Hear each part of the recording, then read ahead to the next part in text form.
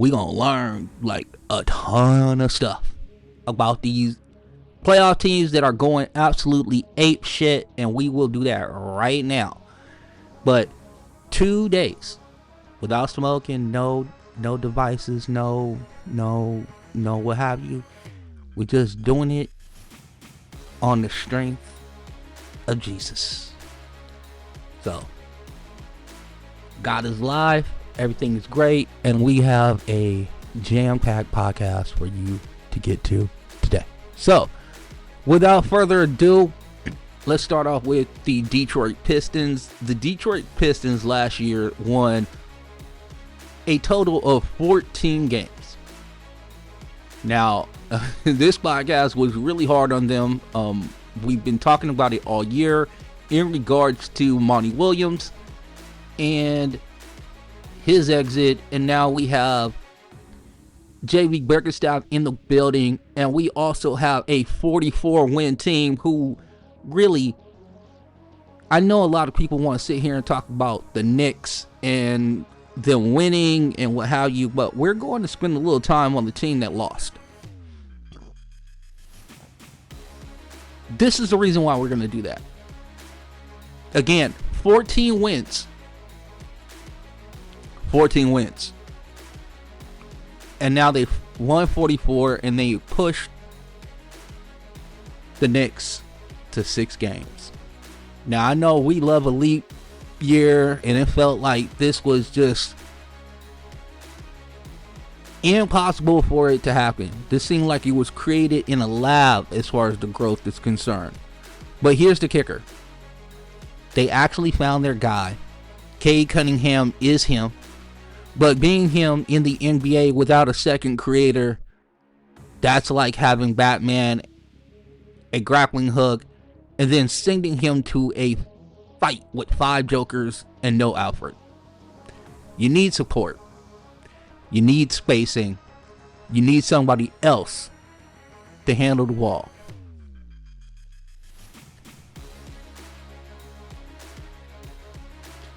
Again, the Trajan Langdon front office had a very arduous task to begin with. Remember, Monty Williams was given this job, and within a year he was gone, right? So we're here. They begged Monty Williams to take this job. He did not want this job. And now the Detroit Pistons are a year removed after that. There was some souring. People were souring on Cade. We didn't understand what Jaden Ivey was. We were looking for more out of Duren, and we didn't understand the surplus of bigs that they had. In comes Trajan Langdon from New Orleans. They get rid of their entire front office, start anew. He brings in JB Bickerstaff from Cleveland, who got ousted for Kenny Atkinson. We also know the story there.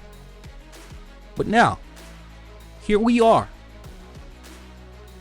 Here we are in the summertime, and we start to see the semblance of role players, right? The semblance of the Malik Beasleys of the world, the Tobias Harrises of the world. Now, Tobias Harris, much maligned in Philadelphia. But what he was able to provide for the Detroit Pistons was a level of veteran leadership. Hey, man, we're going to have ups and downs throughout this game. You got to be able to handle the valleys as well as the highest heights. So let's go ahead and lock in and get our minds right. Having Malik Beasley on this team, and we're going to get to what he did this year and how he did it and how important it was as soon as Jaden Ivey was hurt. A lot to get to with Detroit. I told you, we are going to celebrate the team that lost. We're going to celebrate that team. And the reason why is, again, do you understand the ramifications of coming up from 14 wins to 44 wins? And yeah, albeit humbling beginnings in the sense of you're looking at a first round exit. But did you have the Detroit Pistons actually making the playoffs? Not the play-in. The playoffs. Did you have that on your bingo card? If you did, you a bad son of a bitch. Just like you know. Now, with that being said, you get Cade's return. Jaden goes out. We talked about that. Jalen Duren. I was so upset a couple years ago with just the influx of bigs and allowing his development to dwindle. I was so just kind of just unabashedly just pissed off about this situation because he has so much talent, so much athletic ability, and if you let him just violently rim run and rim protect, I think you would have a hell of a player. And credit to JB Bickerstaff and his staff and what have you. That's so funny, JB Bickerstaff and his staff. I caught that at the end of it, but credit to them. You got a real season out of Duren. He looks like a building block that you can now go, okay, that's one of the pieces of the puzzle. We can go ahead, lock that in. Now, Ausar Thompson, the brother of Amen Thompson in Houston, who's getting a lot of pub for all the incredible things he has done, and our defensive player of the year, Amen Thompson, and if I need to go over that again, I will. But at the end of the day, Ausar, coming off the blood clot situation, being able to come in here and listen, the shooting still has so much work to do, but the actual defense and athleticism and the actual energy and the connectability that he has with his teammates, he is an asset through and through, and he showed up in these playoffs. Albeit, we also saw some of the highlights of what his warts are, but that is a piece that you can sit there and say, I can look to the future and say, hey, that's going to be one of our guys. That's going to be one of the dudes that's going to take us to what the next iteration of great Detroit Piston basketball is going to be.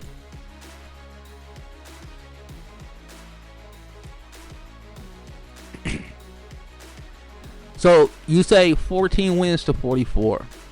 Did Detroit get tired of being a punchline and started defending like it was personal? Or was it just little marginal victories through and through? Credit to the owner, seeing that he had obviously made a monumental mistake in signing Monty Williams. And Troy Weaver had to go. They fired him. You have to admit that you have a problem before you can fix the issue. You know what I'm saying? Like a couple days ago, I'm sitting up here, I've been hacking for like a month. I gotta fix the issue. And the issue was I couldn't smoke anymore. No more smoking. Gotta go.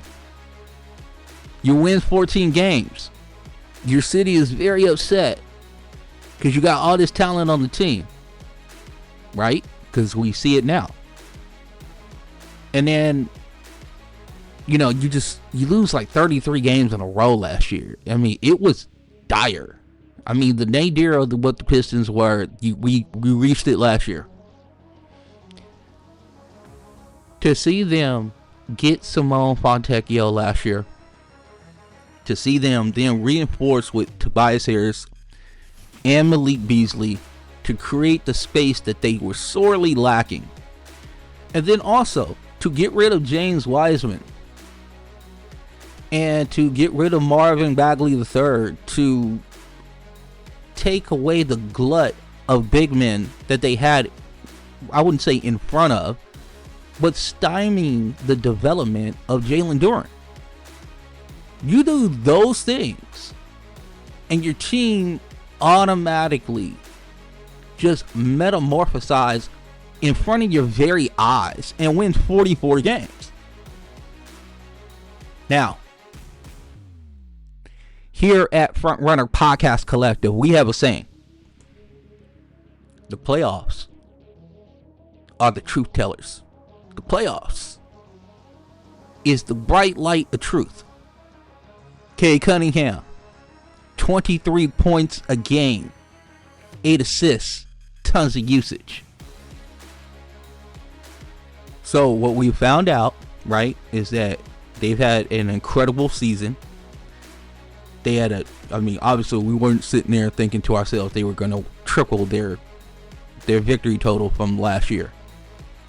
But then to see Cade go into the playoffs and play this well, lead his team, have great games, keep his team in it throughout the whole series. I mean, these are just things that you cannot. These are just. How can I put this?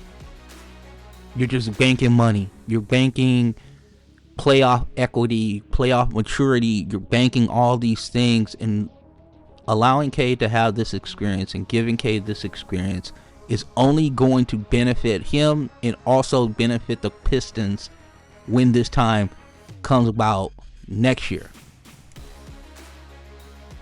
Now, the Knicks did what they were supposed to do. They blitzed them all series long. Nobody else could create. We'll get to that in a second. Our guy was a high IQ guy. He was able to really manipulate the pace. He was able to speed up and slow down whenever he wanted. The deceleration on Cade Cunningham is an elite skill. It's also something that should be put in the Smithsonian Institute. Scientists should study it. And I think that when AI really comes on board, this is going to be probably like the genesis of how we get like the AI army and people start dying, like human beings start dying, right? Cade Cunningham was bad boy in this series. We got to see the whole arsenal, homie. We got to see the whole deal. The jump shot, getting into the paint. We got to see Cade. Excuse me, the microphone and the cords are all tangled up, so I excuse myself on that. Sorry about that. We got to see everything with him. So the whole array of the package, getting into the paint, the passes, the ability to hit the three, the ability to get into the mid-range, the floater, the little jump shot in the midi, the fall away, all good. And again, you have confidence going into next year that you have a real guy. How many times do we see him call for a screen? Only one of the guys popping out, Tim Hardaway Jr. That's basketball sin. Where was all the other movement? If you're Ron Holland II, I understand that he definitely needs to work on his jump shot, but you can also bring activity with inside the motion. It would be very much appreciated and better for your team if you could shoot the three at a decent level. But we also can see people continue to move. If you have kinetic energy, you're perpetually moving. It's something that distracts the defense, and it possibly puts you in positions that are a lot more advantageous than what we saw the sputtering offense when Cade Cunningham wasn't literally creating nothing out of thin air. He was just creating all kinds of beautiful drop-off passes to the bigs. He was creating little shot put passes to the three-point corner shooter. There were some Spain pick and rolls where he was able to then see a cutter off the baseline and shoot it to him. These are all things that happened during this series, in this 6-game series, that people need to go back and watch.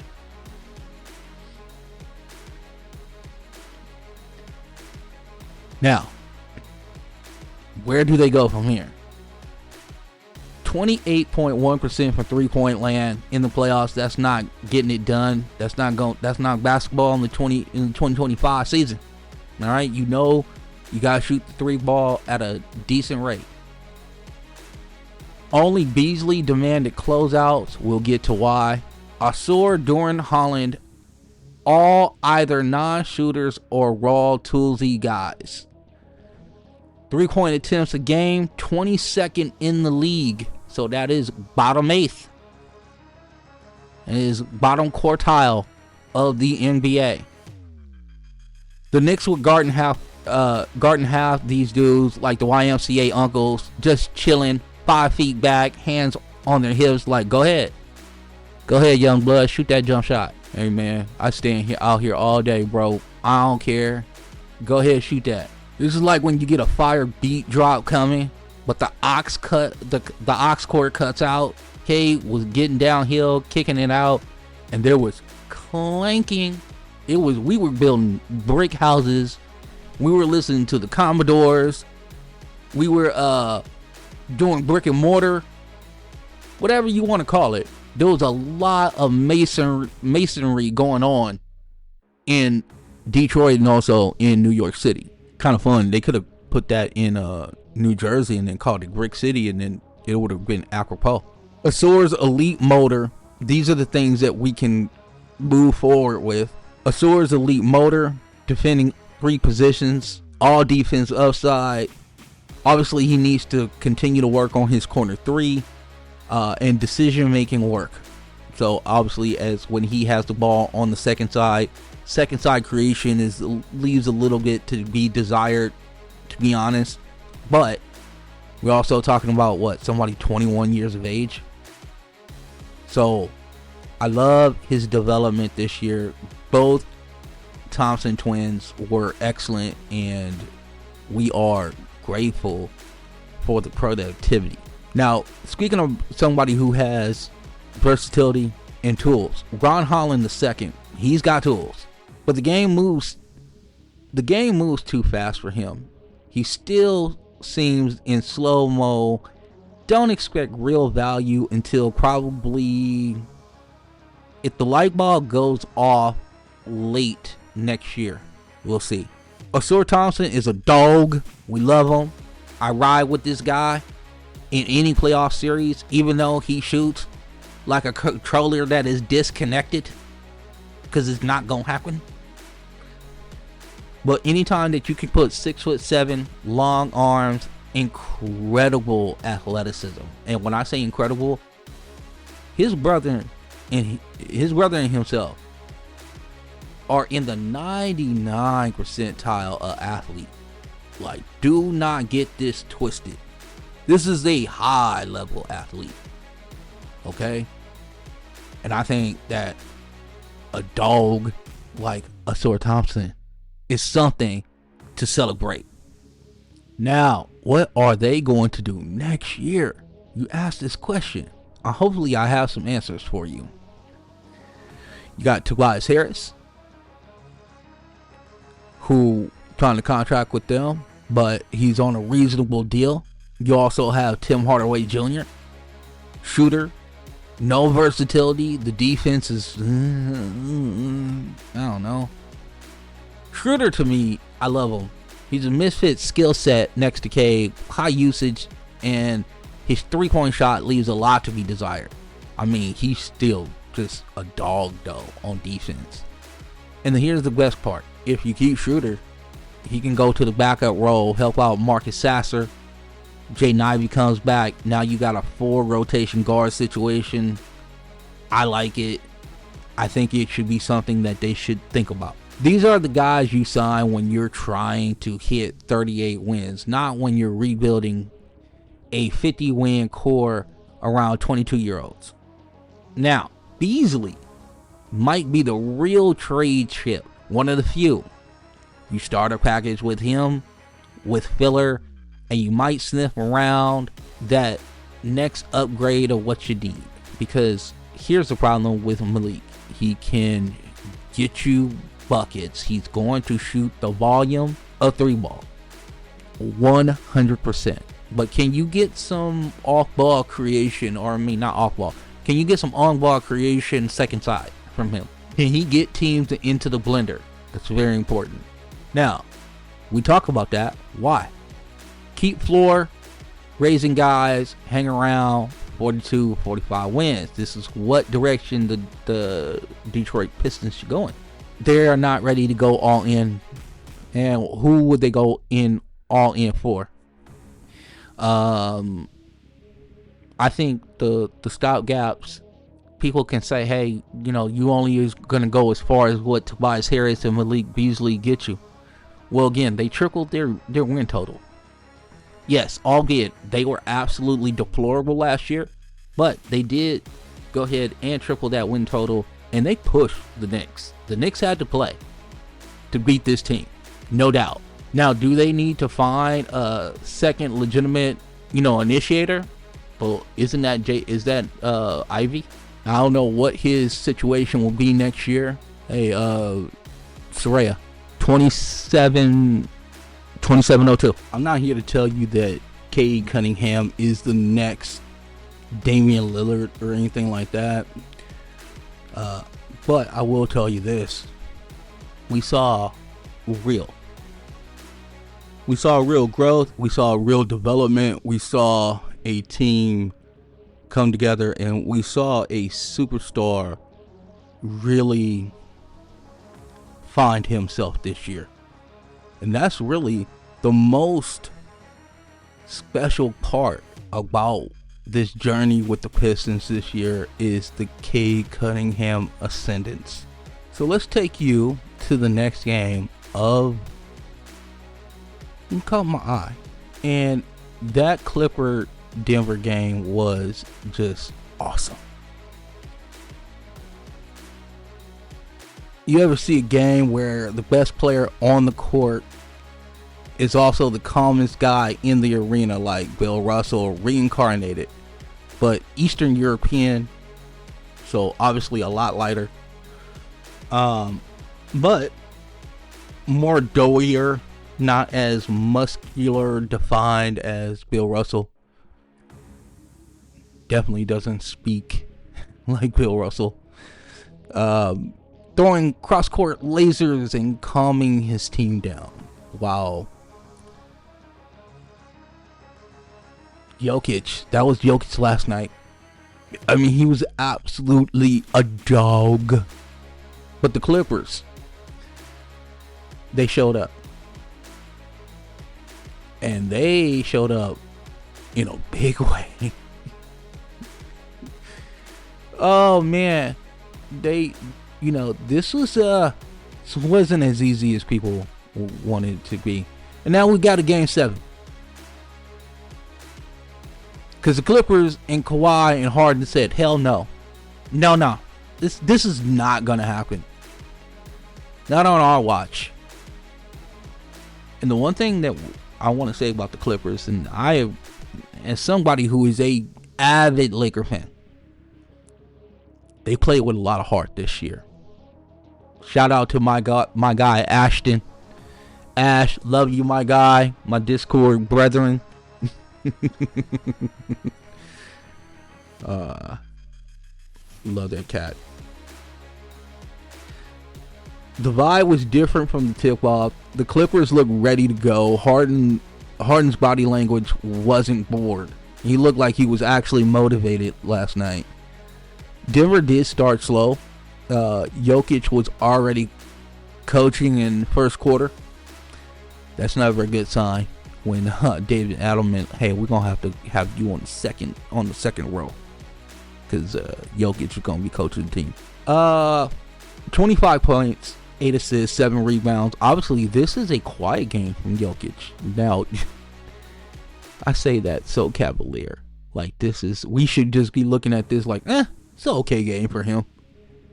But when you expect Jokic to always get a triple-double, when you expect Jokic to always put up high, almost 30 points a game, and like not just scraping by with the rebounds, but going over the rebound double digits robustly, getting to 14, 15, 16 rebounds sometimes. When you see the 8 assists and 7 rebounds, you kind of go, huh, it was alright. It was an alright game for him. Anybody else on the planet, we would say, that's a great game. But for Jokic, being the best player in the world, we hold him to a higher standard.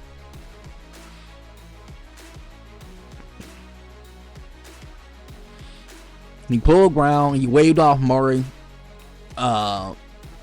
He literally was just player coach. I mean, he was putting bodies in, taking bodies out, putting them exactly where he wanted them on defense and on offense.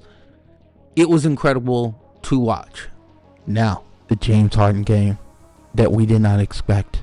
28 points, 8 assists, 3 steals. He shot 50% from the field. He hit timely threes. He controlled the pace. Slowed it when he needed to, and ran it in spurts. He's not trying to win MVP. He's just trying to win possessions. That's the difference between the 2019 version of Harden and the version now. Is that you're getting a guy who is really bought into the team situation, the team dynamics, and he understands his role on the team. Mark my words. Kawhi Leonard, another incredible game. 27 points, 10 rebounds, plus 14 on the plus minus situation. Played in rhythm. Let Harden do his thing, and then kind of like a miniature version of KD, just kind of added in his little spices, his herbs and spices every once in a while. The irony of Kawhi's less ball dominance now is that it's making him more dangerous because you don't know where he is on the court. You got to account for Kawhi every second on the court because he will absolutely destroy you. If he sees one go in, now we're gonna cook because we're gonna probe and we're gonna see and we're gonna get him more shots. After that, he starts to feel good once to see one go in. The Clippers won this game because it was a math war. 12 3-point makes to Denver's 11. Free throw disparity, 13 makes to 6 makes, so they doubled up in makes. They also almost doubled up in attempts. It was 15-9. Turnover battle. Denver's 14 gave the Clippers 23 points. You lose in threes, you lose in free throw battle, you lose in the turnover game, it's a wrap. I don't care if you got Jokic, I don't care if you got Jesus, I don't care who you got. Optimus Prime, Freddy Krueger, whoever you got.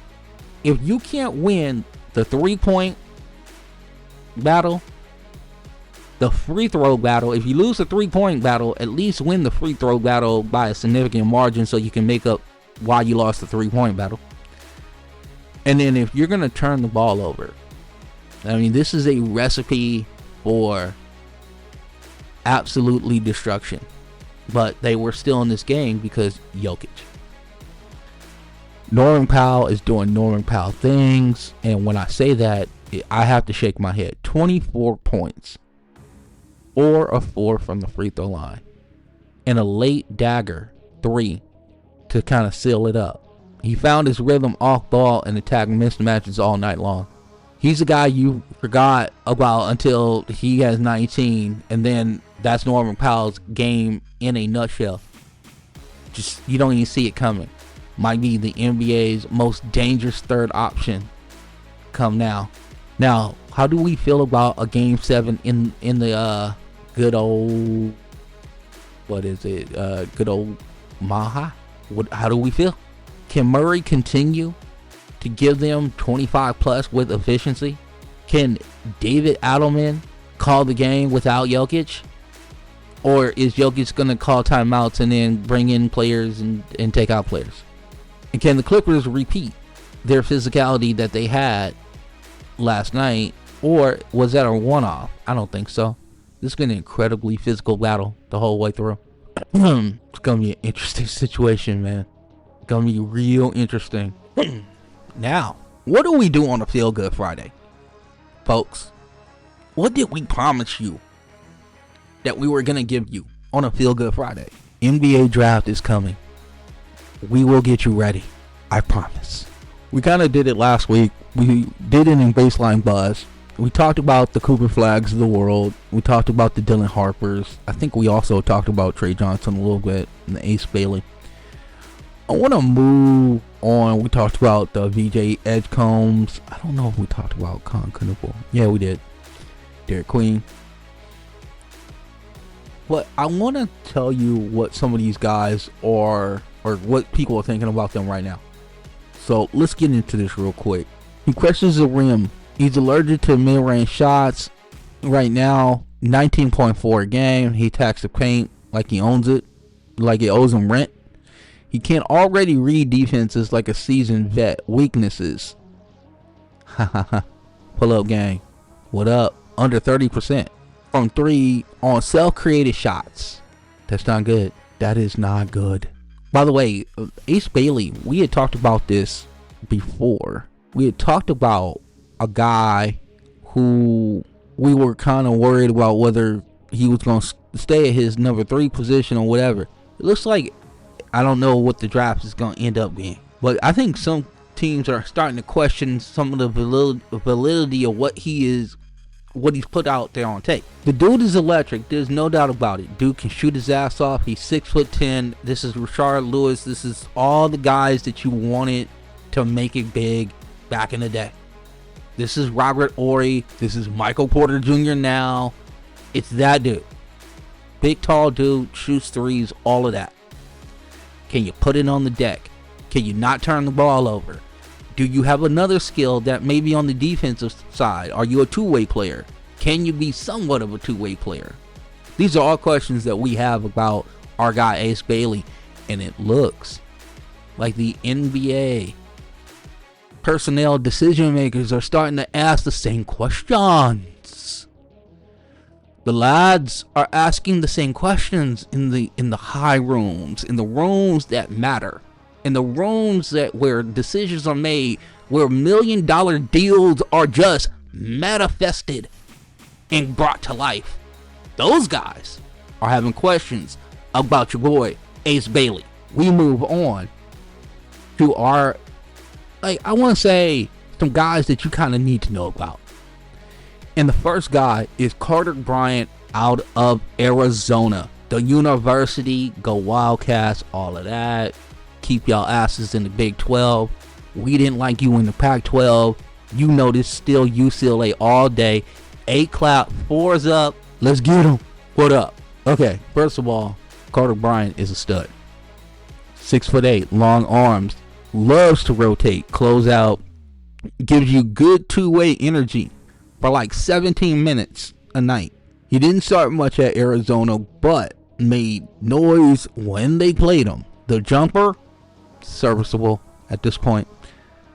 On-ball defense, legit. Absolutely legit. It's almost like this. Too legit to quit. You know what I'm talking about? You got that? You understand? If you don't understand that reference, YouTube, MC Hammer, you're welcome. But the buzz is growing faster than the tape. This is a guy that gets to the second round and suddenly everyone like, how we missed that? Because again, you see, okay, glimpses. There's not a lot like sustainability with the shot. There's not a lot of sustainability with the defense. And again, he was on a loaded Arizona team. It wasn't like he could play 32, 34 minutes. You wouldn't want to play him 34 minutes, but maybe somewhere in the 30 to 28 to 30 range. But he was getting 17 minutes. 17. Barely enough time to break a sweat. You know what I'm saying? But the upside is there. People are buzzing about Carter Bryant. I can't wait to see what he looks like in Chicago. I will be excited about that situation all day. Can't wait to see him. Now, I want to get to one of the guys who, to me, is one of the most interesting men in the draft. And the reason why I say that is that he's out of South Carolina. Colin Murray Boyles. He's grown-ass man at 19 years of age. He plays like he was raised by the grit and grind team. Like literally. Like he was in their cave. and they raised him from like a pup, and now he's out in the wild just doing damage. You know what I'm saying? This guy, he's physical, elite team defender, underrated passer. He can switch 3 through 5, meaning that he can guard your swing, your big swing, and your big all together. You can guard all 3 of those guys. And if you close your eyes, you can see Ime Udoka drawing up sideline out of bounds plays just for him. You don't need him to be a star, just someone who elevates the second unit, you know, and just go hog wild. You know what I'm saying? I like Colin Murray Boyles. The thing about it is, we gotta see what the shot's gonna look like. But Carter Bryant's defensive potential is real, and Murray Boyles, he just fits. He's a connector. Get him in the building. He plays grown-up basketball, team basketball, and he's already packed a lunch because he's a hard hat guy. Everybody knows my love for Knipple. Edgecombe is coming. Just letting you know, VJ Edgecombe could be the number 3 overall pick. Could supplant number 2, low key. I said it. I wonder if Queen is gonna end up being like the guy in this draft that we go, damn, like behind Cooper Flag. If we do a redraft 4 years from now, is Queen gonna be that guy that we go, we should have known. We should have known this dude was gonna be good. I wonder if he's gonna be the guy. He's solid as hell, but fundamentally sound. But it's just sometimes you just sit there and you go, he's got 28, he's got 13, he's got 4, he's got like 2 steals. Like, bro, stack just stuff in the stat sheet. Gotta love it. All right, now FRPC fam, this is one. It's for the second string prom creams. This is the dudes who brought the snacks to the party but didn't get handed the aux cable. Let's get to the secret round. Let's get to it. And you know who I'm about to talk about. Give it up for Walter Clayton Jr. He's a kid who went back for his senior year and took the world by storm. I mean, just player of the year, honors, just shoot the ball like a G. You know, he had that bad game last game, whatever case may be, but he did get it done at the end. Whoa, boy. Walter Clayton Jr. hit big shot after big shot after big shot in the tournament, and they were high level shots. He kind of reminds me a lot of Jamal Murray. You wouldn't mind having a Jamal Murray like with the 22nd, 23rd overall pick, right? You would take that value. He's got a good pull-up package. He's got some juice off the bounce, but he also might be the guy who's really fun for a 2-week tournament and then turns back into a pumpkin. I understand. The defense is questionable. Decision making, to me, I thought was a lot better than previously. I think this guy can shoot. I think he is a professional bucket getter, and I can't wait to see him do his thing in the NBA, and that's for sure. Next guy on this list is Cedric Coward. Now, he's only played 6 games. I'm still thinking about 4 of them. He's a wing size with a 7'1" wingspan. So he's like 6'6", 6'7", 7'1" wingspan. Fluid mechanics, real balance. If you saw his LA workout, chef kiss. Movement, elevation, repeatable jumper. He checks all the boxes. The risk, limited sample size. Obviously, I always get worried when we don't get a big sample size that we can kind of dissect. When you get a small one, then I got questions. But this is this is a breakup after prom. We show up in the tux anyway. You know what I'm saying? Like, we don't care. He got some stuff that he needs to deal with, but we are on this. Now, my favorite guy in the draft, I have been real like, listen, Cougar Flag is the dude. But I'm gonna tell you right now, y'all sleeping on Rasheed Fleming. For my draft prognosticators out there, this dude they got him like in the mid-20s, and I don't understand. Like, okay, explain to me, just off 6'9", in a 7'4" wingspan. I'm not even talking about the 39 to 40% from three. I'm not even talking about that. I'm not even talking about the rim side, the weak side rim protection that he provides. I'm not talking about those things. I'm just talking about 6'9", 7'4" wingspan, and he's the 26th overall prospect. Like, are we serious about this? Guy averaged 15 points a game, 8 rebounds, and shot nearly 40% from deep. I still don't know what you want. Now, I will say this. There is, if you want to call it this, and I think there's a way to get rid of this. His processing might be a little tick slow. Easy fix. You are a second side offensive creator. You got 3 options. If the defender closes out to you hard, a hard closeout, take the ball to the rim and try to dunk the ball and whoever else gets in your way. 2, make the open pass to the cutter if the cutter is open. Boom. Simple. And 3, just kick it out to the perimeter above the break if you are in the corner or whatever the case may be. If you give him 3 simple rules, just 3, I think it'll solve all this. I think sometimes we make it more complicated. Also, take this too. In college, a little bit different, right? You're playing also for like the love of the team, love of the school, all that. And think about it this way. Yeah, you might have an all-campus apartment or whatever case may be, but you're still around the college students, right? You're still around them. So if you're around them, you might feel some of the pressures, whatever case may be. When you get to the pros, not around them, right? You got other stuff going on. I gotta get these promotional situations going on. I can get my shoe deal. I gotta get things crack-a-lacking. I think this guy is one of those guys that's gonna be a steal when we get down to like 24, 25. If he makes it there, I still think once they get him in the workouts and they start really seeing what he's able to do. The processing thing was new to me. You know, just so you know, pull the curtain back a little bit. It was the first time that I heard a scout bring up his processing speed, and I was like, really? I only saw him make like pretty remedial reads. It wasn't like he was looking like skip passes to the corner on the opposite side. He was doing just remedial stuff.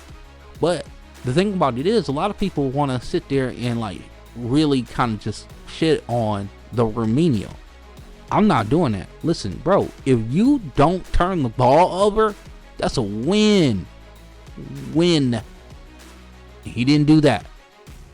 Yeah, you can say the processing wasn't as crisp as you wanted it to be. One of the reasons why he wouldn't be an actual lottery pick. But 6'9", 7'4", athletic as hell, gonna shoot darn near 40% from 3. This seems like a dream come true. Where do I sign up for this? I want this in my building. Another guy that I'm gonna cape up for is Liam McNeely. And the reason why I'm gonna cape up for Liam McNeely at UConn is that they put him in a really bad spot. Dan Hurley, his point guard goes out early. Liam McNeely basically becomes a de facto point guard. That's not his role. That's not what he likes to do. So you sit there and you go, oh, well, the shooting was poor. He was known as a shooter. I'm telling you right now, if you get him in the building, he's going to shoot. He going to shoot. If you tell him, like, oh, you are a stand in the corner, shoot the 3 guy, he will shoot the 3. Maybe he will shoot you in, he'll shoot you out of games, but he will shoot that ball if he's not the primary playmaker. If you saw him this year, he was the primary playmaker for the bulk of the season. He did not have the greatest collegiate season, and people were even thinking about, well, was he thinking about coming back? No. Because he was there for a season. He was there for a reason, but he ain't there forever. That's for sure. And a guy said, hey, listen, I'm going to go ahead and run this I'm gonna run this point guard situation, but no, this is not how I got it going on. Whole year they played him out of position. He struggled to separate. He hit 13% of his pull-up threes, but off ball he parks beautifully in the corners.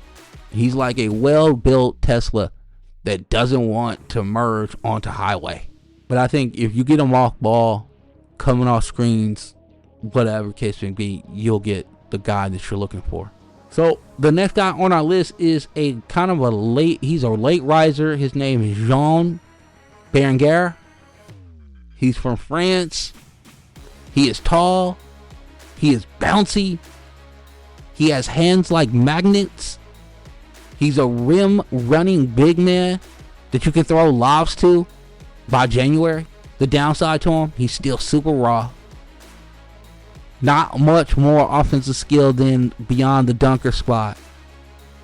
Figuring out the defensive timing at this present time. But he needs to be paired with a great playmaker. Somebody who sees him and then wants to weaponize him. Well, you're going like, well, Vince, you talking about Luka, right? No, Halliburton is in that group. Giddey's in that group. You know what I'm saying? I think those type of guys would do well to have El Berenguer. We would like him too as a Laker, but we got like one pick, unless we mind like the highest second round pick or whatever. We'll see. We might do that. LeBron is talking about sticking around. He talking about getting super paid next year, so that means that we don't have no money. All right, now we need to get to the off the bounce segment. The off the bounce segment is scheduled to talk about all the things that's going around in the NBA. We got a lot of stuff going on. And where do we start? I'll tell you exactly where to start. You win 50 games and you pull off the heist of the decade with the Doncic trade, and you finish with home court, and you losing 5 in the first round to the Minnesota Timberwolves. There's no shade. There's no shame in losing to the Minnesota Timberwolves. There is shade in losing to the Timberwolves in 5 games. There is that. You got to give me that, right? So, were the Lakers outmanned? Yes. For God's sakes, we talked about the Luka thing like it was magical. Like it was some sort of like magic power that was going to raise everybody up. Like in the video games, like a +5, you get like an armband or something. And because it has playmaking ability, everybody goes up +5 in 2K. Overall, this ain't no damn video game. But 1, 2, I was the one who said you got 2 supercomputers and then Austin Reeves as a third guy who has some of those same abilities. 100% believe in that. If you were able to be with a team that was maybe a little bit smaller, maybe not as, I wouldn't say, I don't care about the athleticism because you can get around that. But let's say you had a person that was a little less on the ball, so to speak. You have a better chance of doing stuff because you're going to have the advantage intellectually. LeBron James and Luka Doncic are incredible when it comes to the cerebral part of the game. Austin Reeves is also credited to be a guy who is pretty headsy when you talk about, thinking the game through, thinking the game 2 steps ahead. Those guys get those kind of, accolades and earmarks and things of that nature. But again, what are we doing? Athleticism, they held them the whole game. All good, the Lakers were 50 and 32. They did on the 3rd seed. They went out 4-1. I mean, this is Denver all over again. There was not an injury excuse. All good, Luka was banged up.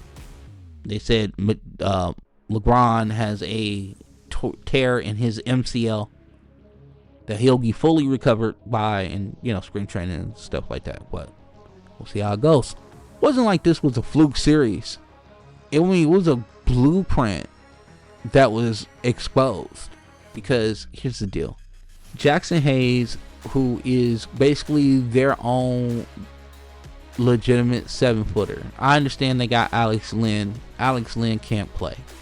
No offense to Alex Len, older, slower, not as mobile as everybody else on the team. Well, why did we not play what's our guy's name that came over in the 2-day or whatever, or 10-day? Just, you got Cleveland, you got a lot of bigs, bro. Now LeBron is going to pick up his option, and so if he's picking up his option, and that's $52 to $54 million next year, I can tell you exactly why he did this. You can sit here and go, oh well, LeBron's not getting a team player, all this other stuff. He gave that money back last year, it didn't work out. I don't know if he says, let's go to the well again, or he just said, nah, let's not. Because also keep in mind the power dynamic in Los Angeles. Los Angeles is now run by exclusively Luka Doncic. Now, LeBron people will debate me on that. Okay, let me see if I can help you out. LeBron brought a title to Los Angeles. Okay, one so far.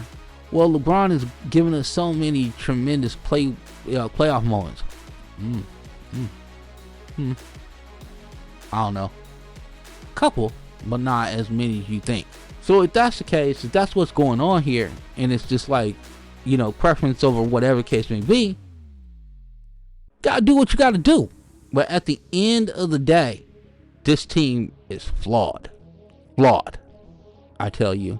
So yeah, I think you are looking at a situation where if you can extend him out, great. But if he does, here's the thing, he's gonna want his money. LeBron is definitely gonna want his money. He's told you, and I'll tell you why.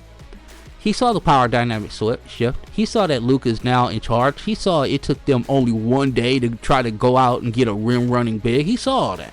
So what did LeBron do? Okay, so last year I gave you a little sweetener. You didn't really live up to your end of the bargain.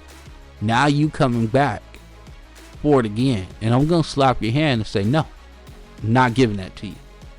You know why I'm not giving it to you?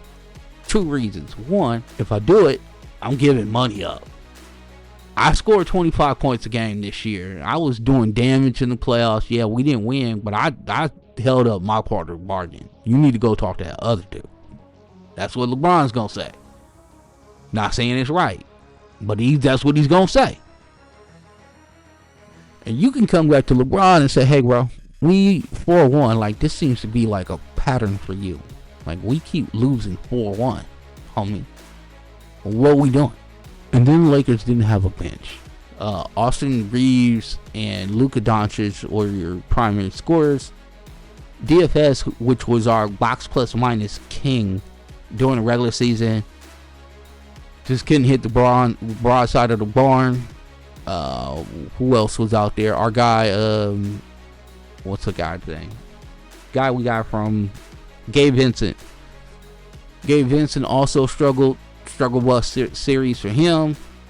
Vando, we know he can't shoot. It is what it is, but he didn't give us really a lot. They pulled him early. So, where do the Lakers go from here? That seems like a Reddit problem or a Pelinka issue. Because here's the best part. Laker fans, you can get mad all you want. I understand. Mad. Great. Gotcha. Here is my problem. I thought they were a play-in team before the trade. Like, they were showing me something. They were surprising me, and whatever the case may be. Then they make the trade. And I'm kind of going like, well, we don't have bigs, whatever. It's like, we'll get to the playoffs, but we'll see what happens. But y'all saying, like, I am at the position now with him, with LeBron James at 40 years of age, which he'll be 41 next year for the majority of the season. It sucks, yes, but this is what they're going to do. We're going to cater to the superstars. He's going to get his money, no doubt. He's not going to give a hometown discount or anything like that. He's going to opt into his $53 million contract, and then Lakers are going to have to manipulate the salary cap. They're going to have to make shrewd moves. He is going to make Pelinka do his job. No doubt. Love our guy Pelinka. Love the heist of the century. Love that we got Luka. Understand that this was a hard kick in the nuts losing this series, no doubt. But we need to be humble. And we need to understand that we didn't have bigs. And we didn't have any kind of offensive creation off the bench. We need a laser off the bench. We need a dude who can shoot it, who can also maybe defend a little bit. Please don't be the turnstile that Dalton Connect is. Praise Jesus and praise the Lord.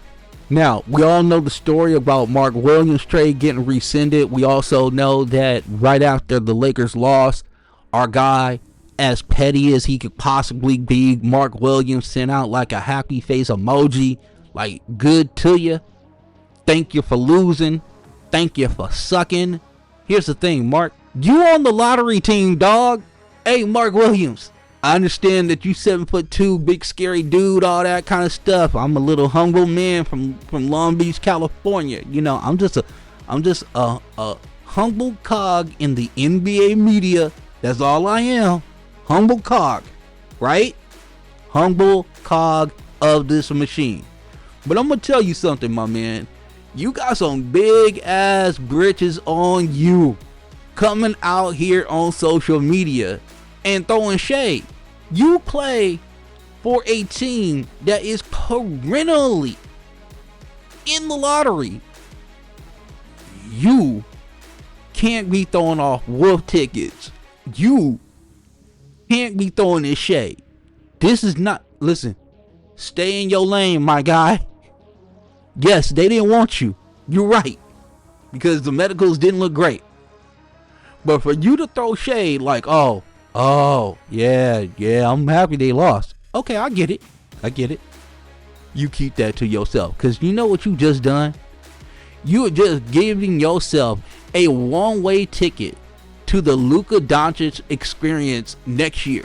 Because if you don't think there's going to be some well-meaning media member in the Los Angeles like beat writer situation who does not bring this up to Luka Doncic, that they don't tell him about what you did at the end of his season last year, and we know how petty and how vindictive Luka is, bro, you just put yourself on America's Most Wanted with the best hitman on the planet.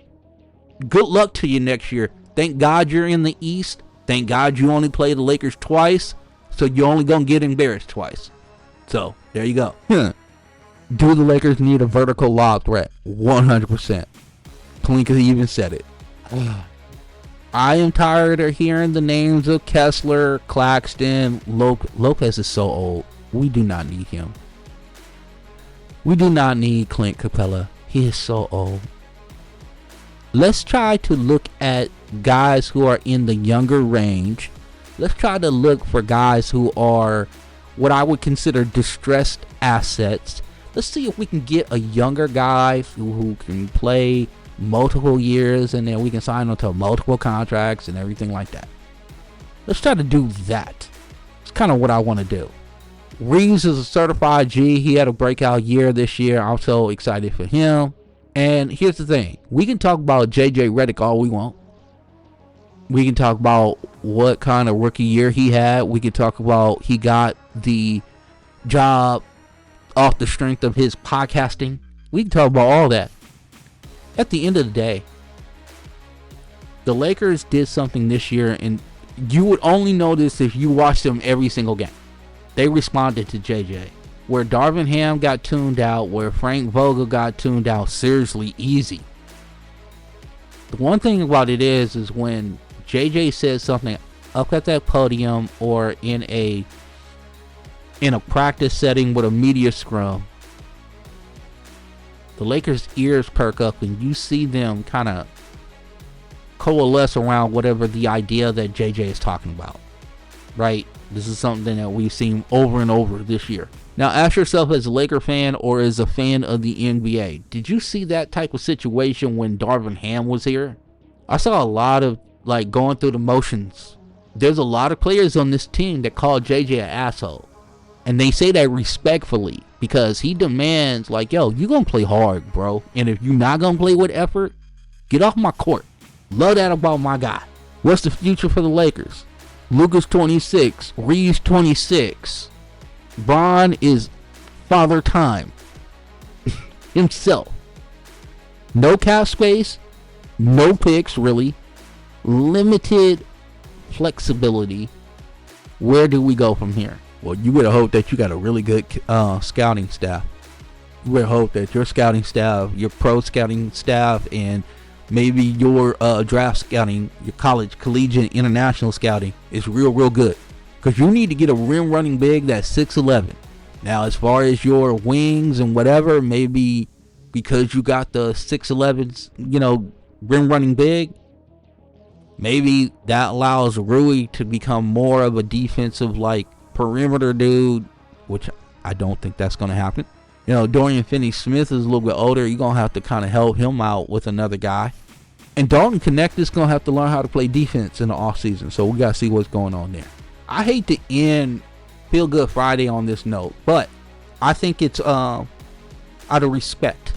I want to show my respect. Front Runner Podcast Collective as a whole, as a whole entity, wants to show its respect to San Antonio Spurs coach Greg Popovich, who in November suffered stroke. We understand that there was another complication. There seemed to be had a second stroke. We knew this day was coming, and it has hit the basketball world differently. It hit me differently. Say what you want about Pop. Say what you want to say about Greg Popovich's demeanor towards media, reporters, whatever the case may be. The one thing you know about the man, because you hear it from the players, and I trust the players implicitly in this matter. You don't usually hear them talk glowingly about coaches.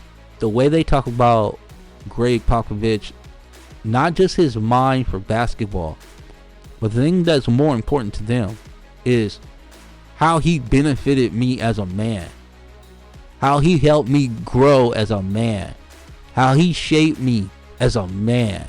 Greg Popovich has a military background. He is a disciplined man. He is a demanding coach. But the one thing that he also was, under that exterior that you saw when he was talking to NBA media or sideline reporters, and I understand people were really exhausted by that shtick.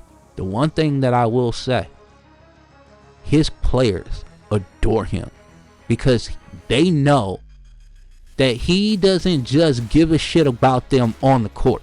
He cares about them personally. And that type of person is going to be missed in our game of basketball. Are there more out there? Yes. Will we highlight them? Will we celebrate them? Abso-freaking-lutely. But we are going to take this minute to talk about a 29-year coaching run without drama. 5 titles, folks. 5 NBA titles. So he's getting one every 6 years. 1,422 wins. 18 straight 50-win seasons. Was there a press conference? No. Was there a IG farewell? No. That man retired without fanfare. It wasn't about ego. We asked earlier in the season, was this the time for him to step away? And listen, sometimes you like being right. You relish that whole situation. I'm not going to sit here and try to glaze y'all up and try to gas y'all up and say we don't care about being right. Because we do. We care about being right. But this time, I wish I was wrong. For Victor Wembanyama, for Stephon Castle, for whoever they're about to draft in the 2025 draft. I understand that he's still going to be part of the organization. We're going to get to that. Mitch Johnson is the new coach. By the way, what a great job he did as a interim coach. What a great job he did steering that franchise in a really difficult time period. Not knowing whether Greg Popovich was going to come back. You always had this shadow. He kept the team together. Victor Wembanyama gets the deep vein thrombosis, ends the season. These dudes are still playing hard. They're the team that put Golden State into the play-in. So, say what you want about the San Antonio Spurs. I think they might be in good hands with Mitch Johnson.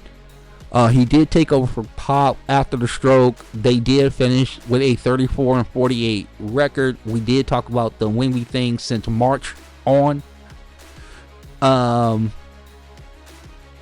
He is a Pop disciple. He was on that staff for a long period of time. He was already leading internal systems. Players respect him for his clarity in his communication. Now, what is Pop going to do? President of Basketball Ops.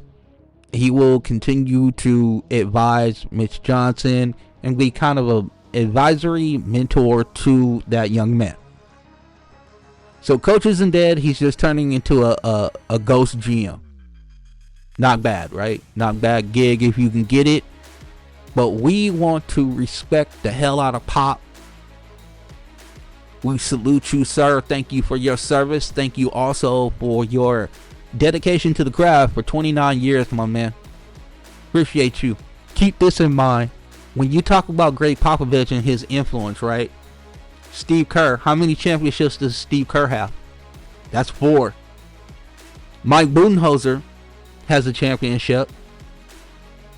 There is Borrego, who is now a coach in Brooklyn, and they had to continue to influx G League players into his team because he kept winning. He screwed up their whole tank job in Brooklyn because he was such a good coach. Becky Hammond has won championships for the Las Vegas Aces as well. And now Mitch Johnson's story begins. One thing I do want to say about Mitch Johnson, from what I saw, his demeanor on the sideline, I wouldn't say it wasn't Pop like. It was very like cerebral. It was very calm. He seemed to have a real kind of like, oh, I kind of know what's going on here, and there was just a poise about him that I really enjoyed personally. Now we'll get to see if he can coach, but when you got Stephon Castle, De'Aaron Fox, and Victor Wembanyama, you're off to a pretty damn good start with those 3 guys, just to say. When you don't have Greg Popovich in the room anymore. Now, I understand that he's the, ghost shadow GM. Brian Wright still doing his thing down there. Shouts out to Brian Wright. Love you, player. Stephon Castle is true. You did a good job on that pick. In a draft that was iffy last year, you found the gem. Speaks to your scouting department. Speaks to your instincts on evaluating talent, and I just want to give you your flowers. So shouts out to Brian Wright. Spurs have cap flexibility, no doubt. They still own multiple picks, and they're not pressured to win 55 games next year. So sky's the limit of where they can go in the draft, or if they want to make a move, or whatever the case may be. I think we're still in the developmental stage. Let's go ahead and get the pick this year, and then let's see where we end up, right? The Spurs didn't just lose a coach. They promoted a philosophy. Keep in mind, the stoicism of Pop, the stoicism of Tim Duncan. You had Tony Parker there. You had Manu Ginobili there. Before them, you had David Robinson. You had Sean Elliott. And you had Bruce Brown. You have a ton of people. All those people were affected by Greg Popovich. All those champions I just talked about were Greg Popovich guys. Steven Jackson, Captain Jack, our guy from All the Smoke. By the way, love that podcast. Shouts out to our guys, Matt Barnes and Steven Jackson. Love the podcast. Enjoy the content. Can't do it myself, but love it. He helped Steven Jackson for a long period of time. These are guys that went through that organization, real ones. Roger Bell talks about wanting to play for the San Antonio Spurs, and it was towards the end of his career, and he couldn't do it because he needed to get that last decent little payday. But it wasn't because there was a lack of want. It was because circumstances. Now I wonder, does the ghost of Popovich's system, does the ghost of the Popovich influence continue to permeate through the Spurs, and they're able to grasp those guys that are under the radar and whatever the case may be? This is the question of the day. Is Mitch Johnson the dude? We gonna find out. We are really about to find out what's what in San Antonio. But I'm excited for their journey. I'm excited for their development. I'm excited for Mitch Johnson getting this opportunity. And then again, I'm a little saddened that I will not be listening to Pop berate sideline reporters. You can say whatever you want about that, how mean-spirited it is and stuff like that. I think everybody got the joke. I think everybody understood the joke. This man is trying to coach a basketball team, and you bringing him out of a damn huddle to ask him like 2 questions. I understand, yeah. There was a little bit of, you think there was a little bit of disrespect there or whatever case. I understand that. I understand.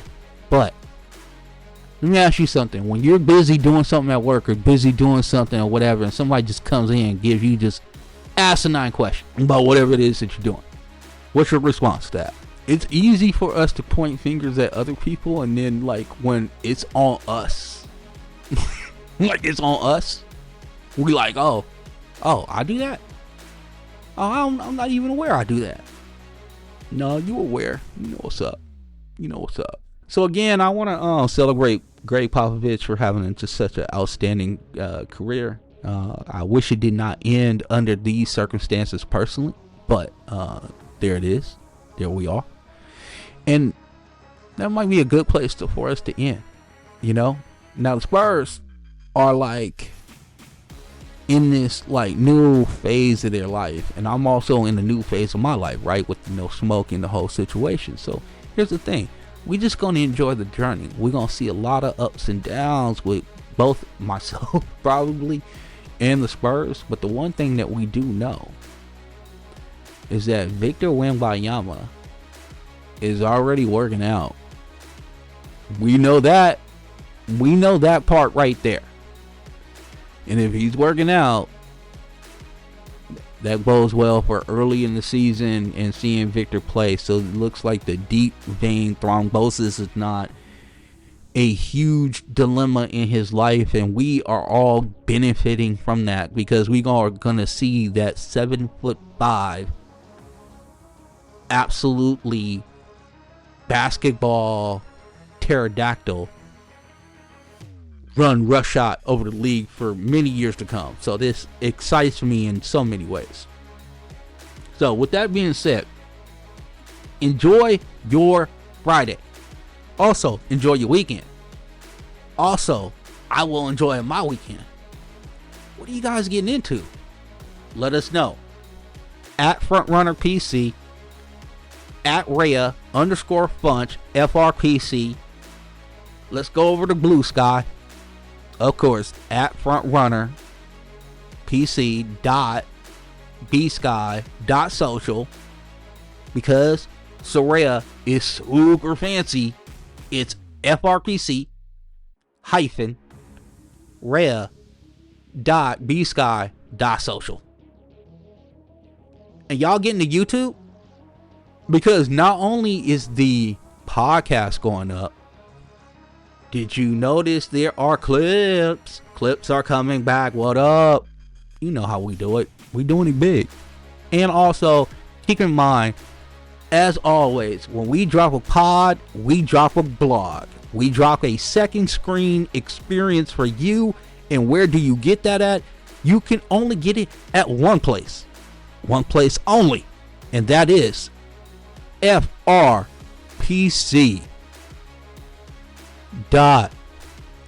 podcast page .io. That's where you get the blog. That is where you get the podcast. That is where you get all of the social medias, all of these social media links. You get them there. You hang with us. You hang with Front Runner Podcast Collective because we are the best. We are the best at what we do. I can say that confidently. Because I want to give you information, entertainment, and fun all the way through. And if I can do that, I'm a blessed man. I feel good. I want you guys to feel good. So go out, enjoy your weekend, and I'm going to leave you with this.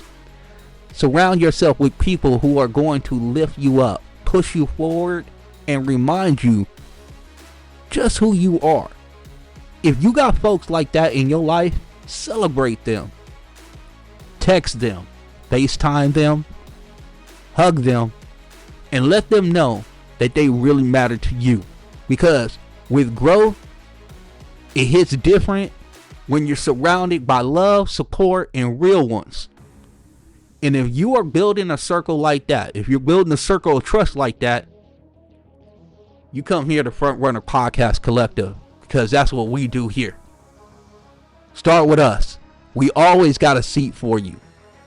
And with that, for Soraya, for the entire FRPC crew, Vance, I see you out there, my guy.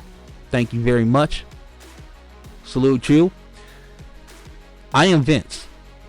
Y'all have a good weekend. We will see you back on this podcast, on this feed, on Tuesday. Deuces.